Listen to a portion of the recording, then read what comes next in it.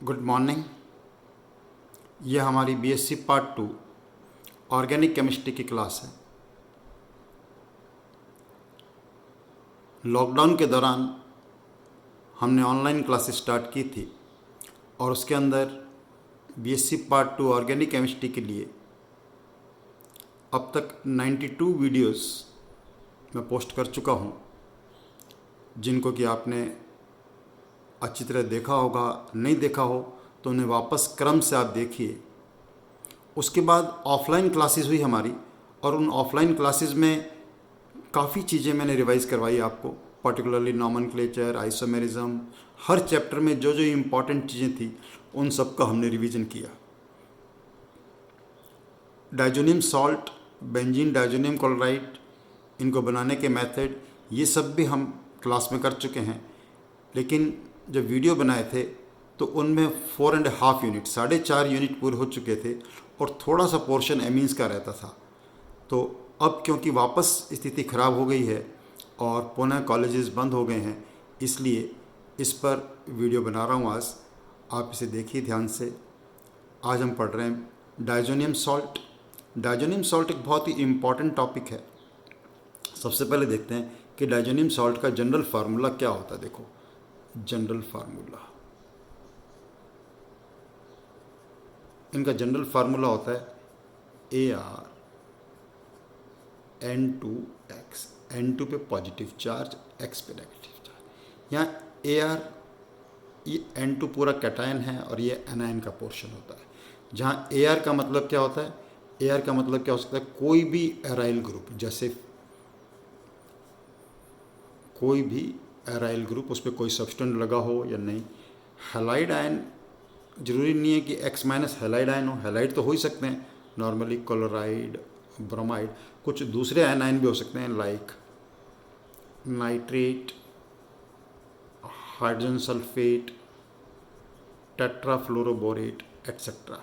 हम नॉर्मली अपने क्लास के अनुसार जब पढ़ते हैं तो इसमें बेंजीन लेते हैं और बेंजीन डाइजोनियम क्लोराइड पढ़ते हैं। इसका नॉमेनक्लेचर करने के लिए क्या करते हैं कि जो हमारे पास, जो सबसे पहले बेसिक हमने लिया, सबसे बेसिक डाइजोनियम सॉल्ट कौन सा हो गया, बेंजीन रिंग, उस पर डाइजोनियम लगा तो ये बन गया बेंजीन डाइजोनियम कैटायन और एनायन हो गया ये। इसको हम क्या बोलते हैं, बेंजीन डायजोनियम क्लोराइड।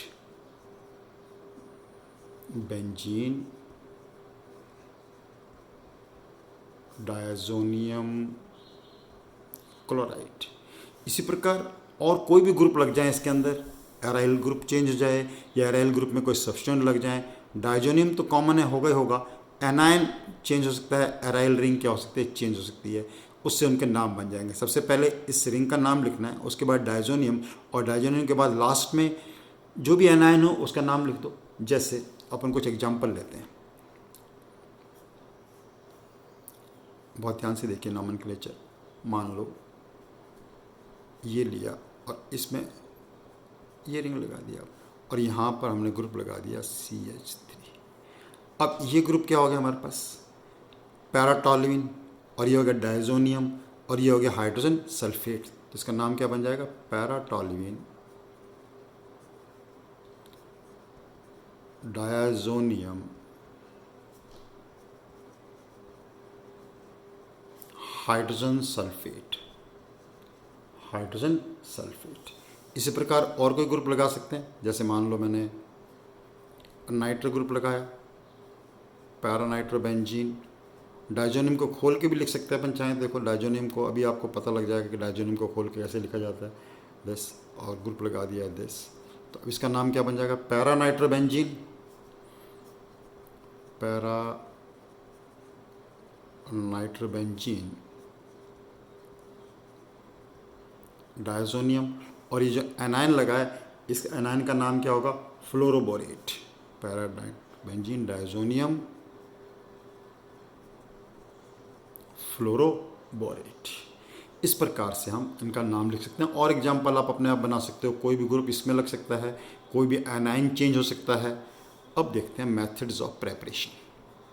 इसमें एक ही हेडिंग डाला मैंने, मैथड प्रेपरेशन, क्योंकि इसका प्रेपरेशन का एक ही मेथड होता है और उस मेथड को पर्टिकुलरली नाम भी देते हैं हम डाईएजोटाइजेशन। क्या नाम देते हैं उसको, डाईएजोटाइजेशन। एजिटाइजेशन। तो हम देखेंगे कि डाई एजिटाइजेशन का क्या मीनिंग है और क्या होता है method of preparation. Diazotisation में हम क्या करते हैं कि एनिलीन की रिएक्शन हम कराते हैं सोडियम नाइट्राइट और HCl से। बहुत विशेष इंस्ट्रक्शन इसके लिए ये है कि टेम्परेचर हमें कितना रखना होता है, less than 0 degree centigrade. Less than लिखा है, नॉर्मली 0 मैं लेस देन लिख रहा हूँ कि they are unstable compounds. Temperature जैसे ही बढ़ जाएगा तो डिकम्पोज हो जाएंगे, इसलिए टेम्परेचर बहुत कम रखना बहुत ज़रूरी है। NaNO2 HCl का मतलब होता है कि हम इन सिटू क्या बना रहे हैं, नाइट्रस एसिड बना रहे हैं। वास्तव में मैं अभी मैकेनिज्म बताऊंगा आपको, देखेंगे। तो इसके नाइट्रोसेशन करना है और इसके नाइट्रोसेशन करने के लिए हमें रिएजेंट क्या चाहिए, नाइट्रस एसिड। नाइट्रस एसिड जब भी हमें बनाना होता है तो हम क्या लेते हैं, NaNO2 और HCl का मिक्सचर लेते हैं। अब इनकी रिएक्शन से कंपाउंड क्या बन जाएगा, C6H5N2Cl plus NaCl plus 2 water. NaCl लिख दिया, बैलेंस करने की कोई जरूरत नहीं होती ऑर्गेनिक रिएक्शन, लेकिन फिर भी आप कर सकते हैं यहाँ पर। तो ये हो गया बेंजीन डायज़ोनियम क्लोराइड। एक ही मेथड इसको बनाने का है, ठीक है। अब देखो ध्यान से, ये सबसे इम्पॉर्टेंट होता है कि इसका मैकेनिज्म क्या है।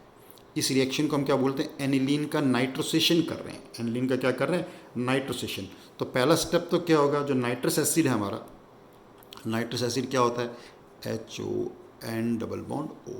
और HON डबल बॉन्ड O की रिएक्शन जब हम एसिड से कराएंगे तो एसिड से कराने पर क्या होगा, देखिए OH पे ये अटैक करेगा, यहाँ पर H पे, यहाँ क्या बन जाएगा, ऑक्सोनियम सॉल्ट। यहाँ पॉजिटिव चार्ज आ गया, यहाँ आ जाएगा N डबल बॉन्ड O। अब this will attract electron pair, ये अपना इलेक्ट्रॉन पेयर लेके क्या हो जाएगा, माइनस वाटर। अब नाइट्रोजन पे क्या आ जाएगा, पॉजिटिव चार्ज आ जाएगा। नाइट्रोजन पे पॉजिटिव चार्ज, वैसे भी काउंट करना आना चाहिए आपको। तो इसको क्या बोलते हैं, नाइट्रोसोनियम आयन।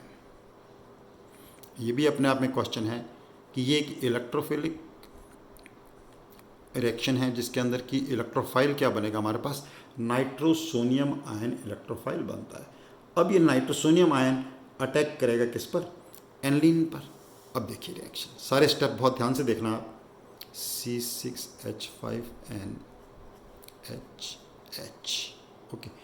ये इलेक्ट्रॉन पेयर है, ये नाइट्रोसोनियम आयन, ये पॉजिटिवली चार्ज है। ये इस पर अटैक करेगा।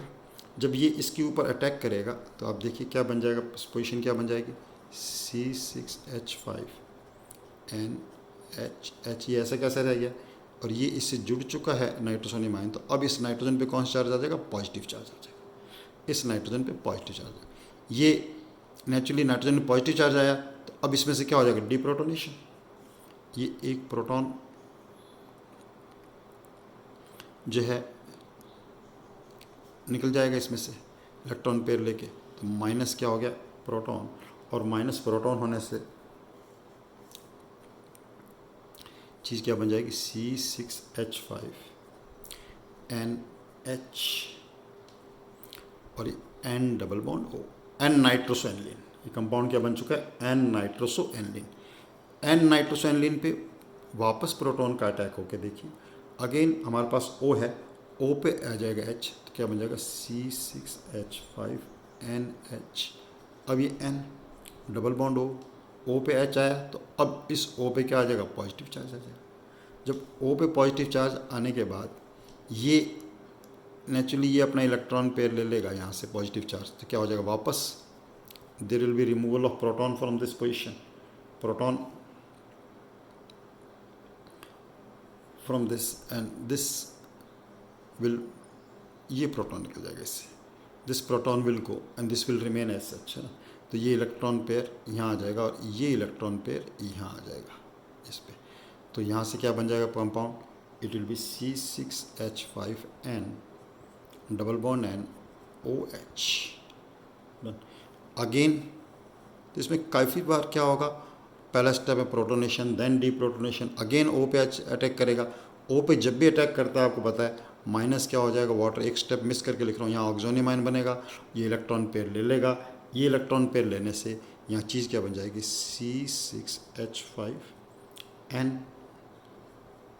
ट्रिपल बॉन्ड N और इस नाइट्रोजन पर आ जाएगी। ये क्या चीज़ बन गया अपने पास, बेंजीन डायज़ोनियम कैटायन। ये इसका मैकेनिज्म, इसको क्या बोलते हैं, डायाजोनियम कैटायन। बेंजीन डायजोनियम कैटायन जो है वो बन चुका है। देखिए ध्यान से, बहुत ध्यान से देखो इस मैकेनिज्म को, पूरे स्टेप्स बहुत अच्छी तरह देखिए आप, अच्छी तरह आपको सारे स्टेप्स आ जाने चाहिए। डायजोनियम कैटायन, अब जो भी एनायन है, एनायन इसके अंदर क्लोराइड है तो क्या बन जाएगा, बेंजीन डायजोनियम क्लोराइड बन जाएगा।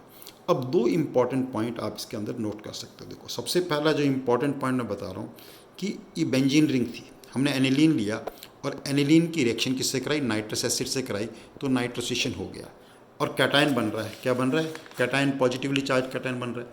अब मान लो एनिलीन पे कोई दूसरे ग्रुप लगे हों तो किसका डायजिटेशन फास्ट होगा और किसका स्लो होगा, ये आपको पता चलना चाहिए। देखो अगर मान लो, अब बहुत ध्यान से सुनना, कि अगर हमारे पास इस पर इलेक्ट्रॉन विड्राइंग ग्रुप लगे हुए हैं, ये इलेक्ट्रॉन विड्राइंग ग्रुप जैसे नाइट्रो ग्रुप लगा हुआ है, तो रेट ऑफ डायजिटेशन क्या हो जाएगा, डिक्रीज हो जाएगा। क्यों, इलेक्ट्रॉन विड्राइंग ग्रुप क्या करेगा, ये पॉजिटिवली चार्ज स्पीसीज है, इस पॉजिटिवली चार्ज स्पीसीज पे चार्ज को इंटेंसीफाई करेगा और इसकी स्टेबिलिटी क्या होगी, कम होगी। हैंस इलेक्ट्रॉन विड्राइंग ग्रुप लग जाएं तब तो इसका रेट ऑफ डायजिटेशन क्या हो जाएगा, कम, और इलेक्ट्रॉन रिलीजिंग ग्रुप लग जाते हैं अगर, तो रेट ऑफ डायजिटेशन क्या हो जाएगा, इसका फास्ट हो जाएगा। समझ आई, जैसे क्वेश्चन दो इस पर एक बना के आपके, रेट ऑफ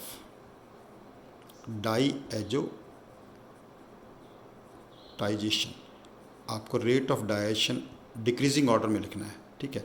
और कंपाउंड दे दिया आपको क्वेश्चन में, ऐसे क्वेश्चन बहुत बनते हैं, 2 नंबर का छोटा क्वेश्चन बन गया आपको। एक कंपाउंड दे दिया आपको एनिलीन, एक कंपाउंड आपको दे दिया,